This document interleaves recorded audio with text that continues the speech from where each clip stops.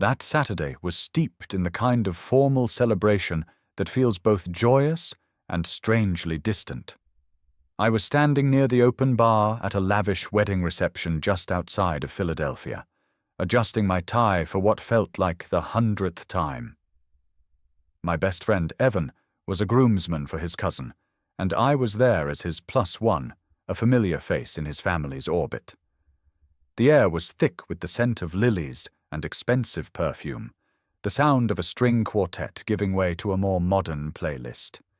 It seemed like a perfect night, but I felt a familiar restlessness. Loosening my collar, I decided to step outside for a breath of fresh air, away from the clinking glasses and forced laughter.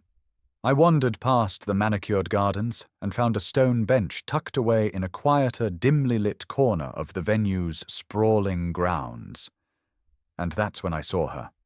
It was Evan's mother, Claire.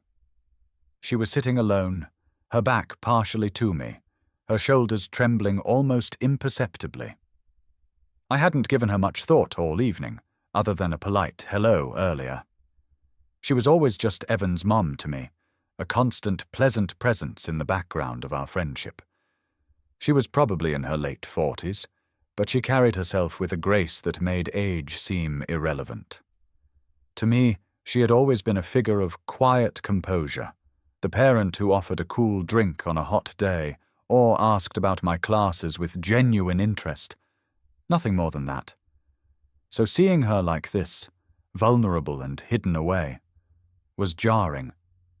I almost turned back, feeling like an intruder on a private moment, but something made me hesitate. A soft sob reached me, and I knew I couldn't just walk away. I took a few cautious steps forward. "Claire," I said softly, my voice barely a whisper. She startled, quickly wiping at her eyes with the back of her hand. She turned to face me, attempting a smile that didn't quite reach her tear-filled eyes. "Oh, Marcus," she said, her voice a little shaky. "I didn't see you there. Just needed a moment away from the noise." I stood there awkwardly, unsure of what to do or say. My hands felt huge and useless at my sides. "Is everything okay?" I asked, the question feeling entirely inadequate. She let out a small, watery laugh and shook her head, looking back towards the brightly lit windows of the reception hall. The joyful sounds of the party drifted out to us. "It's silly, really," she murmured, her gaze fixed on the dancing figures inside. "I was just watching them. The bride and groom. The way he looks at her, it's like she's the only person in the world." She paused, taking a shaky breath. "I just want someone to look at me like that." Her confession hung in the cool night air between us, raw and unexpectedly honest. It struck a chord deep inside me. For a moment she wasn't Evan's put-together, unflappable mother. She was just a woman, admitting to a profound and deeply human loneliness. I didn't see a parent. I saw a person with her own history, her own unspoken longings. "Hey," I said gently, finally moving to sit on the bench, leaving a respectful distance between us. "That's not silly at all." We sat in a comfortable silence for a few minutes, the muffled beat of the music providing a strange soundtrack to our quiet moment. I realized she was opening up in a way I'd never witnessed before. She spoke about life, about how quickly time passes, and how you can be in a room full of people you've known for years and still feel utterly alone. I didn't feel like I was talking to my best friend's mum. It was just the two of us, sharing a moment of unvarnished truth under a sky full of stars. And the way she glanced at me, a flicker of gratitude in her eyes, suggested she was seeing me for the first time, too, not just as Evan's childhood friend, but as someone who was listening. That's when something shifted within me. I started to see her differently. There was a depth to her I had never bothered to look for. Then she offered a small, sad smile. "Marcus, you've grown into such a good man," she said. It feels like just yesterday you and Evan were building forts in the living room. I didn't know how to respond, so I just managed a slight nod. A new kind of energy was crackling between us, something unspoken but undeniably present. I could feel it, a subtle spark, a quiet tension, and I was unsure what it meant. But I knew with a certainty that surprised me, that I wasn't ready to go back inside just yet. She eventually stood, smoothing down her dress. "Thank you for sitting with me," she said, her voice stronger now. "I think I really needed to not be alone with that feeling tonight."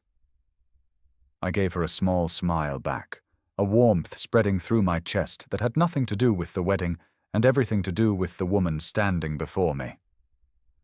"Anytime," I said, and I meant it. As I walked back toward the reception, I couldn't shake the feeling that a fundamental change had occurred between us. Something unspoken had taken root in the quiet darkness, and I had no idea where it would lead. The next time I saw Claire, it was completely by chance. I was in Center City grabbing lunch on a weekday when I spotted her in a small, independent bookstore, browsing the fiction section. She was holding a novel, her brow furrowed in concentration as she read the back cover. For some reason, the simple, unguarded expression on her face struck me. How had I never noticed how naturally beautiful she was? It wasn't just her physical appearance, it was the way she moved with a quiet confidence, the thoughtful way she considered the book in her hands. She seemed to possess a knowledge of the world that the rest of us were still trying to figure out. I hadn't expected to run into her, and frankly I was uncertain how to act. We hadn't spoken since that strange, emotionally charged night at the wedding, but something about that moment on the bench resonated with me. Something about her vulnerability, and the way her eyes had searched mine lingered in my thoughts. I had tried to dismiss it as a one-time, unusual occurrence, a product of the sentimental atmosphere of a wedding, until she looked up, and her eyes met mine across the aisle of books. "Marcus," she said, a slow, welcoming smile spreading across her face. It was the kind of smile that immediately put you at ease, genuine and warm. I smiled back, trying to project a casualness I didn't feel. "Hey, Claire, I didn't expect to see you here." She gestured with the book. "Just taking a long lunch break," she replied. "Needed to get out of the office for a bit. What about you?" A simple question. Yet it unspooled into a full-blown conversation right there between the shelves. We talked about books, about the city, about the unseasonably warm weather. But underneath the surface of our light-hearted chat, there was a thrum of something deeper. A subtle but palpable tension hummed between us. Little glances that held for a second too long, quiet smiles that seemed to carry a shared secret. Then, unexpectedly, she asked, "Are you busy tonight?" She said it nonchalantly, as if the answer didn't matter much, but I could tell she was testing the waters. I wasn't sure how to respond. My mind raced with possibilities and excuses. I shrugged, affecting an air of indifference. "Not really, just planning a quiet night at home." She smiled faintly, a knowing look in her eyes. "Evan is staying over at his girlfriend's place tonight. I was thinking of making some pasta. You should come over. It would be nice to have some company." The offer caught me completely off guard. My immediate instinct was to politely decline. After all, besides Evan, what did we really have to talk about? But the way she asked, her voice soft and hopeful, made it difficult to say no. Before I could overthink it, I heard myself agreeing. "Yeah, sure, I'd like that." And that was it. I had no idea what I was getting myself into. But later that evening, as I drove to a house in the suburbs, my stomach was in knots. There was a buzz in my chest I couldn't explain, as if I were about to step into a place I was never meant to be. When I arrived, her home felt as warm and familiar as always. The scent of garlic and herbs drifted through the air, wrapping the space in a coziness that felt almost too inviting. Claire was in the kitchen, humming softly to herself as she stirred a sauce on the stove. I stood in the doorway for a moment, just watching her. And that's when it hit me. This woman in front of me didn't feel like the Claire I had known for years. She looked the same, but something about her was more authentic, more open. "Come on in, make yourself comfortable," she said over her shoulder. "Dinner's almost ready." I took a seat at her kitchen island, trying not to look as nervous as I felt. She moved around the kitchen with an easy grace, as if she belonged there in every sense of the word. Meanwhile, I sat there trying to decipher the tangle of emotions inside me. It wasn't just how she looked or how at ease she seemed. It was the way she made me feel, as if I were someone more than just her son's friend. We ate, and the conversation flowed effortlessly. There were no awkward silences, no forced small talk. We talked about life, about dreams deferred, and about how things rarely turn out the way you plan. She spoke of her younger years, of the adventures she'd imagined for herself, and how she missed the thrill of spontaneity, the feeling of being excited about the unknown. She confessed that with Evan grown and often out, her life had settled into a predictable rhythm. There was a raw edge to her voice when she said it. It sounded like something she had been holding back for years, pretending everything was fine when it wasn't. I just listened. I didn't offer any profound advice or deep insights. I just nodded and let her speak. And as I sat there, I noticed things. The way her eyes lit up when she spoke about a passion of hers. The genuine, unreserved sound of her laughter. She was no longer just Evan's mother. She was a woman, with thoughts, feelings, and a life entirely her own. "Thank you for this," I said as we finished eating, and I started to help clear the plates. She smiled at me, and for a brief second I saw something deeper in her gaze.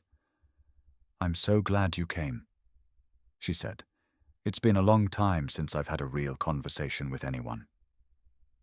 I didn't know what to say to that, so I just gave her a slight nod, but I knew we were both thinking the same thing.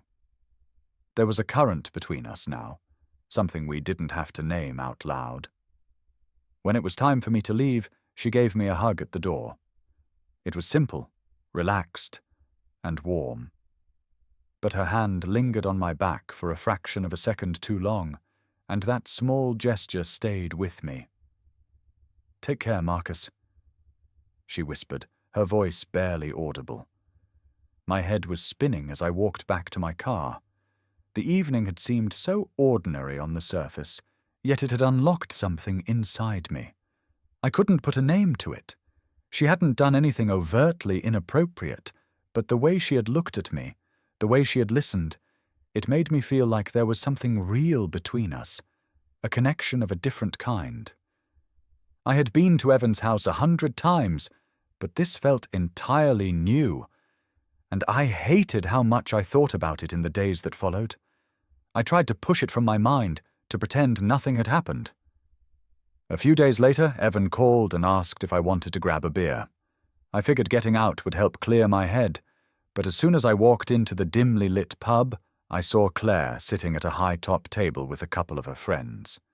She saw me, smiled, and gave a small wave. Without thinking, I waved back.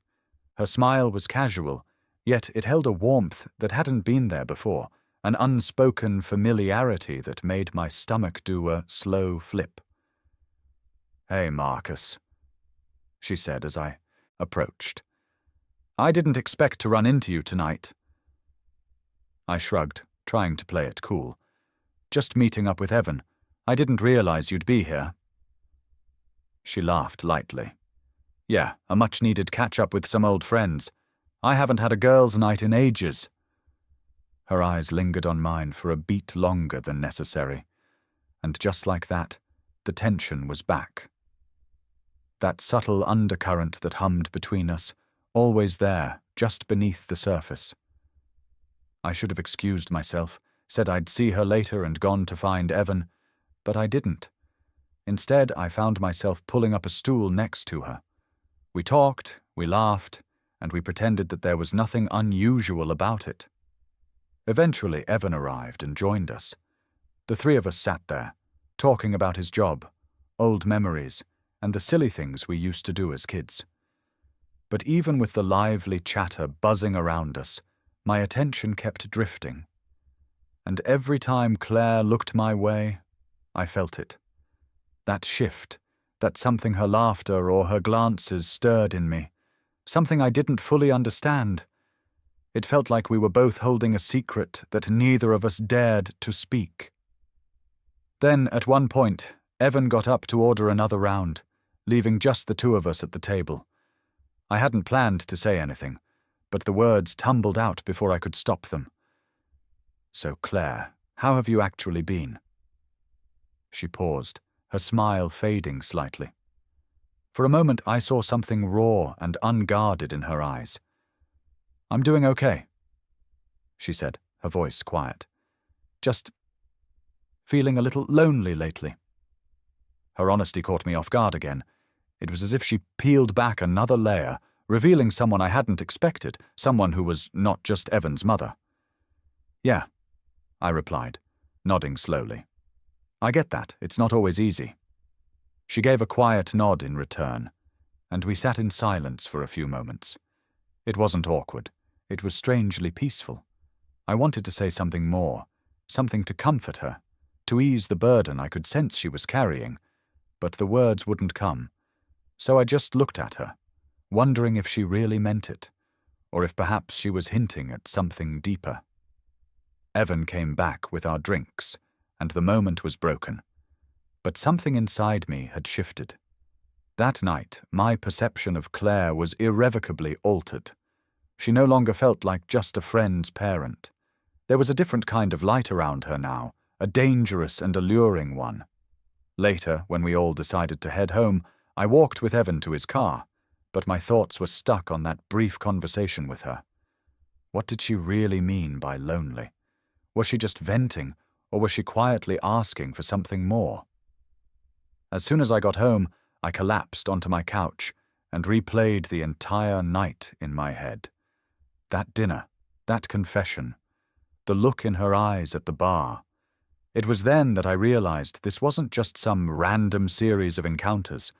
There was something else happening between us, something unspoken and powerful, and whether I wanted to admit it or not, I was being drawn into it. The scariest part? I wasn't sure I wanted to resist anymore. The following few days felt heavy with unspoken thoughts. I couldn't stop thinking about the pub, about the quiet way Claire had opened up to me. Her calm admission of loneliness replayed in my mind, her gaze seeming to search for something in my own. There was a weight in the air between us now, a presence I couldn't shake no matter how hard I tried. I kept telling myself it meant nothing, that it was just a series of coincidences. But I knew better. Evan and I had always been inseparable. He was my best friend, my brother, in all but blood. But lately, even when we were hanging out, I found my mind drifting away. Back to her. Back to Claire. I hated that about myself. I hated the thoughts that refused to be silenced. The way she smiled. The way she carried herself. She felt different now, and it was changing me too. That Saturday, I decided I had to clear my head. I called Evan and suggested we go to the local park and shoot some hoops, just like old times. Maybe if I could exhaust my body, I could quiet my mind. When I got to the court, Evan was already there, practicing his free throws. He looked up and grinned when he saw me. "About time. You're late," he teased, tossing me the ball. I forced a smile, muttering something about having to take care of an errand. We played hard for the next hour, the familiar rhythm of the game a welcome distraction. We were joking, talking trash, and trying to one-up each other. But my head wasn't fully in it. My thoughts were somewhere else entirely, somewhere warm, soft, and deeply perplexing. After a while, we took a break, sitting on the edge of the court, catching our breath. Out of the blue, Evan asked, You think my mum's doing okay? He wiped the sweat from his forehead with the back of his arm and looked over at me. The question threw me. What do you mean? I asked, trying to keep my voice even. She's just been distant lately, he said, staring down at the cracked pavement. Not her usual self. I don't know if she's stressed or what, but something feels off. I think she's going through something. That hit me harder than I expected. I had always seen Claire as a pillar of strength, a steady presence, never shaken or uncertain. But maybe I had been wrong. I don't know, I said, keeping my tone non-committal. Have you talked to her about it? He shook his head. Not really. Every time I try, she just brushes it off. Says she's fine. I don't want to push, but I can just tell. I wasn't sure what to say. A part of me wanted to confess, to tell him about the wedding, the dinner, the change I had felt in her and, consequently, in myself. But I couldn't. Not yet. Maybe not ever. Maybe she just needs some space. I offered, trying to sound casual. Yeah, he mumbled. Maybe. But I could hear the doubt in his voice. He wasn't buying it. We finished our game and headed back to his place. My gut was tight the whole drive over, as if I were walking towards something I couldn't stop. We walked in the front door, and there she was. Claire was sitting on the sofa, flipping through a magazine. She looked up when we came in, her face arranged in a pleasant smile, as if everything were perfectly normal. "Hey, you two," she said brightly. But I could see it. There was a weariness in her eyes, a subtle tension in her posture. I realized she was playing a part. "Hey, Mum," Evan said, dropping onto the couch beside her. "You doing all right?" Claire hesitated for just a second before nodding. "Of course, just been one of those long weeks." I could tell she was deflecting, dismissing his concern as if it were nothing. I didn't press her on it, mostly because I didn't know how. My heart was hammering in my chest, louder than I wanted to admit. So I retreated to the kitchen, telling myself I was just getting a glass of water. I needed a moment to breathe, to escape the heavy atmosphere in the other room. But as I was filling a glass from the tap, I heard footsteps behind me. Claire was standing in the doorway, her arms crossed over her chest. "Marcus," she said quietly, her voice calm but direct. "Can we talk for a minute?" I turned, caught off guard. Yeah, sure. What's up?" She stepped into the kitchen and gently closed the door behind her. The space between us shrank, and I felt my chest tighten as she moved closer. I wanted to thank you for the other night," she said, not quite meeting my eyes. It meant a lot to me. I swallowed hard, her words landing with more force than I expected. "Of course," I managed to say. "You know I'm here if you ever need someone to talk to." She nodded slowly, and for a moment neither of us spoke. We were suspended in a thick, heavy silence that buzzed with everything we weren't saying. Then, almost as if to change the subject, she said, "Evan's a good kid. You know, he's had his share of struggles, but he has such a good heart." I nodded again, unsure where this was going, but her gaze stayed on me for an extra second, and the same spark I had felt before was back. It hummed between us like a high-tension wire. "Yeah," I said quietly. "He really does." She smiled, but there was something else in that smile I couldn't quite place. I wondered if she was thinking the same thing I was, and for a fleeting second I considered asking her. I almost asked what was happening here, between us, but I didn't. I just stood there, trapped in the quiet with her, wondering where we were supposed to go from here. Finally, she broke the moment with a soft, "Thank you again, Marcus." "Anytime," I replied, but a part of me knew I wasn't saying it in the same way anymore.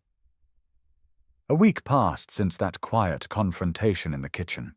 The conversation hadn't been dramatic or loud, but it lingered with me. Every time I saw Claire after that, the air felt different, charged with a new electricity. I couldn't tell if she felt it too, or if I was just projecting my own internal turmoil onto our interactions.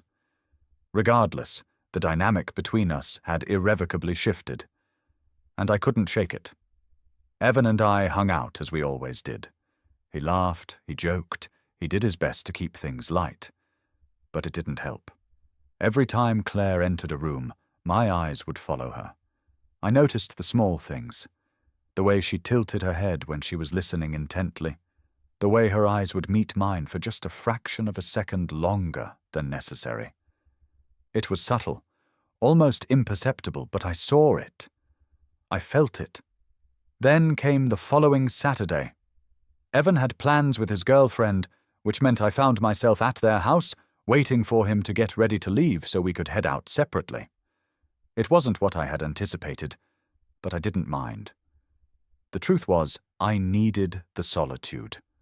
I wanted space to try and make sense of the chaos in my head and my gut.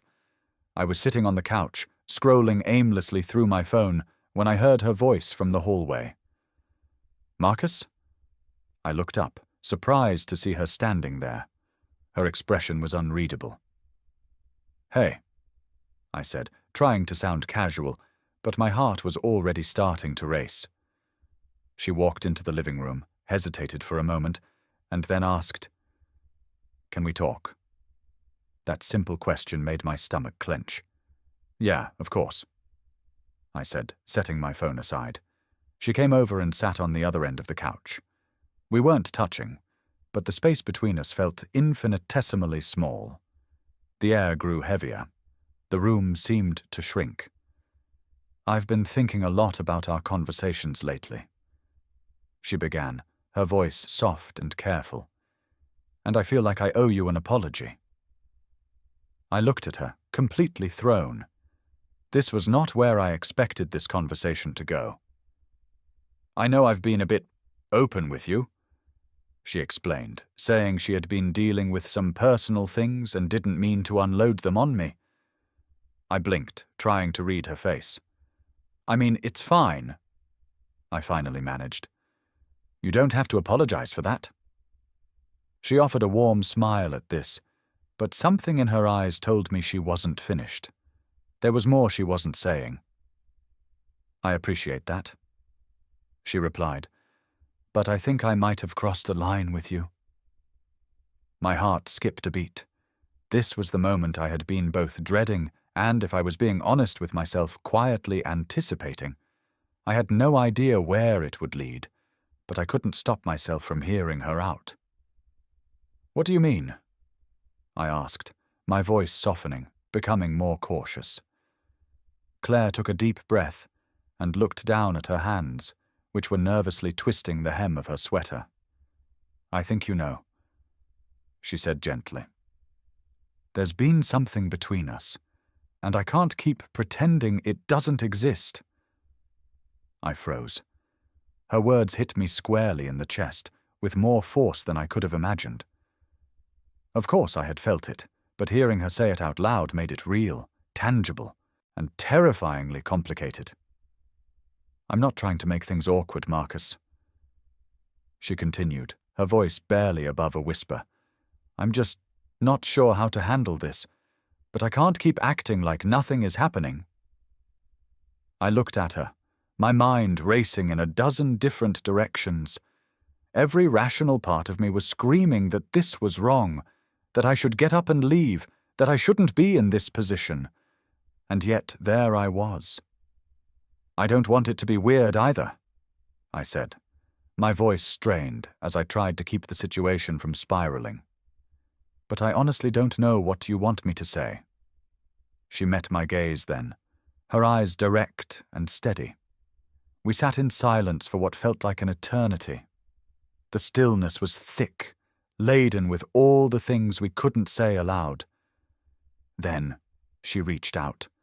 Her hand brushed against mine on the cushion between us, a touch so light it was barely there, but it sent an electric jolt through me.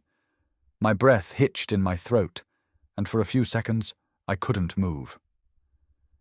"This isn't just me being lonely, Marcus," she whispered, her eyes locked on mine.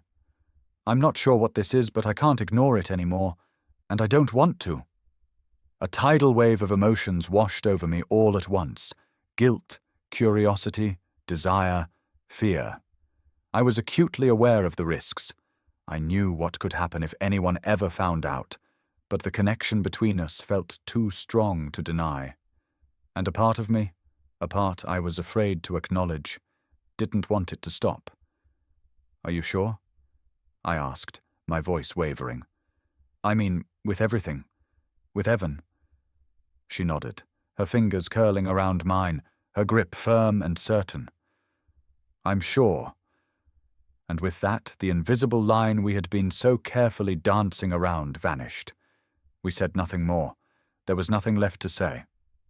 But the atmosphere had changed. We both felt the shift, the immense weight of what we had just acknowledged. Everything was different after that. A year has passed since that afternoon on the couch. A full year of navigating a secret we both chose to keep. A year of balancing the ordinary rhythm of our lives with the quiet, stolen moments we carved out for ourselves. In some ways, it feels like we've lived an entire lifetime in that hidden space. We didn't talk much about the ooze of it all. What had started that night at the wedding, with a tearful confession, had not faded. It had simply woven itself into the fabric of our existence. It felt strangely, profoundly natural. But it was also fragile, something we held close and protected fiercely. We agreed on one thing from the very beginning. Our happiness mattered. And that happiness was built on a foundation of trust, a unique kind of trust that allowed us to be completely vulnerable with each other while remaining guarded to the outside world. We created our own private universe, a small-scale model of something real and true. But the guilt never fully disappeared. Every time I saw Evan, a sharp pang would hit the back of my mind. Not because I thought he deserved to know. I knew the truth would shatter him. But because carrying a secret of this magnitude always leaves a mark. Nevertheless, I never second-guessed the choice we made. We both made it. And no matter how complicated or difficult things became, being with her always felt right. Claire and I saw each other whenever we could, which wasn't as often as we might have liked. We never pushed the boundaries. We kept everything discreet, quiet, and out of sight. The hardest part was the performance. Evan would be over, laughing and talking, completely oblivious. We'd keep a careful distance, our hands to ourselves, acting as if we were nothing more than his mother and his best friend. But those small moments, the quick, meaningful glance across a room, the subtle smile that was just for me, the fleeting brush of our hands when no one was looking, they became our language. Those were the things that sustained us. When we were alone in her house, we'd sometimes talk about what might happen if the truth ever came out. We never had a concrete plan, just hazy what-ifs and half-formed ideas. But we didn't dwell on it for long. We stayed in the present, in the quiet, in-between spaces where we didn't have to justify our existence to anyone, where we could simply be. It was a calm Saturday evening, almost exactly a year after our relationship truly began. I was back at Claire's house, sitting on the couch, the very same spot where it all started. The house was quiet. Evan was out with his friends for the night, so we had the place to ourselves once again. Everything felt normal now, comfortable in a way that had once felt so foreign. We had learned how to live like this, in the quiet, careful, and deeply connected. We didn't need to constantly talk about our feelings anymore. The relationship had settled into something steady, something real. It was unconventional, certainly, but it had become something I couldn't imagine giving up. Claire sat beside me, looking as beautiful as she always did. But there was a new softness to her now, an ease in her body and a peace in her expression. It had taken time, but we had learned to carry the weight of what we had. We had grown into our secret. I had found a strange peace in it. I had learned how to make it feel like home. "Do you ever think about how we got here?" she asked softly, her voice a warm, low murmur that broke the comfortable silence. I smiled and leaned back, sinking deeper into the cushions. "All the time," I admitted. "Honestly, I still can't believe we've made it this long." I looked over at her, the old sense of disbelief now transformed into something that felt a lot like gratitude. "It doesn't feel like a year," she said with a quiet laugh, resting her head on my shoulder. "It doesn't, does it?" she murmured. "But at the same time, it feels like this has always been our reality, like this was somehow meant to happen." I nodded slowly, my hand finding hers. "Yeah, it's weird," I said. "But it's the good kind of weird. I never expected my life to look like this, but now that I'm here, I wouldn't change a thing." She tilted her head up, meeting my gaze with that same look that always seemed to make the world stand still. "Me neither," she replied gently. "Considering the circumstances, I think we've done pretty well. I'm glad we kept it between us." Her voice was firm, certain. "It's ours. It's just ours." And she was right. That was the most important part. It wasn't about anyone else. This was something we had built quietly, carefully, and together. "I'm happy," I said softly, giving her hand a small squeeze. "We're happy. That's what matters." We didn't say much after that. We didn't need to. We just sat there, side by side, wrapped in a silence that didn't need filling. The only sound was the gentle ticking of the clock on the wall, marking the passage of time. A year had gone by, a whole year of hiding in plain sight. We had somehow made it work. We had kept the secret. We had protected what we had. And through it all, we had held on to what was most important: each other. As the evening wore on and the sky outside deepened to indigo, one thought became perfectly clear in my mind. This was how I wanted things to stay. It wasn't perfect, it was messy and strange and impossibly difficult. But it was ours, and it was real.